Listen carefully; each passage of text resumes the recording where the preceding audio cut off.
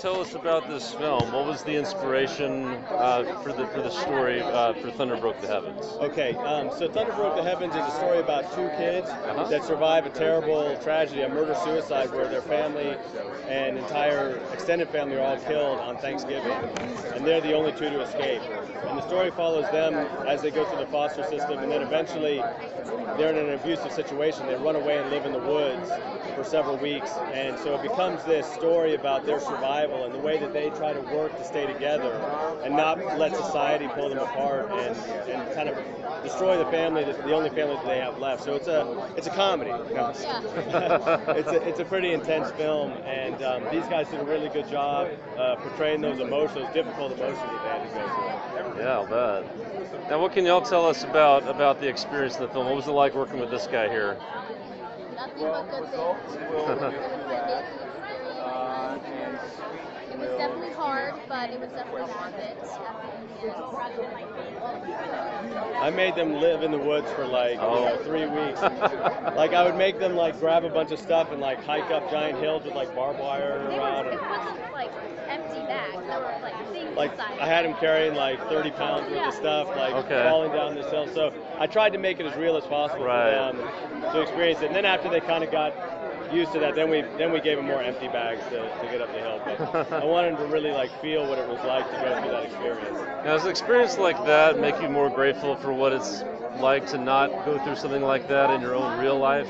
After we finished filming, I'm so grateful. I love everyone that I had. So based on what they're saying with their own experience of the film, is this sort of along the lines of what the message you want to relate to the public who happens to go and see the film? What's the message? I would say that's kind of a personal thing for me. Like I feel like we are helped by people beyond the veil, if you will, you know, and so certain family members come back and kind of help guide the kids along the way, and it's sort of my feeling that that the end of this life isn't really the end, and so, you know, without getting into like being didactic or anything like that, that's sort of the underlying theme of the film, that even though we might feel alone at the time, we're not really alone. There are others with us. So absolutely. Well, one quick question that we try to ask, because we're that nerd show, just a random question, but it should be fun. If you could direct a film about a superhero or a villain, who would you choose? Or would you choose a reboot of some kind? If I could choose, I know who it would be. I don't know if it's a superhero, but I would reboot Tintin. I don't know if you guys like Tintin, but to me, like, those books growing up were like the best, you know. So yeah, I mean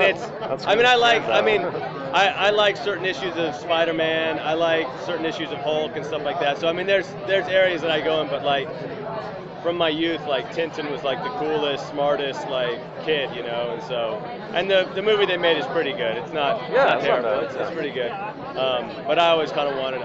I even tried a few years ago to try and get that. Then someone's like, Steven Spielberg and Peter Jackson are doing that. I'm like, oh, okay. Well, we'll keep our eyes open and see. We'll check back in a few years and see how it's looking then. Might be a good time to do that.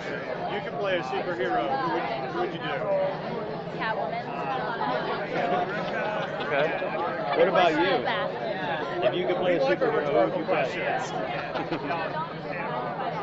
He says Batman. No surprise. That's a pretty solid choice. Like, it doesn't get any better than that. Yeah, absolutely. All right, guys. So thank you very much.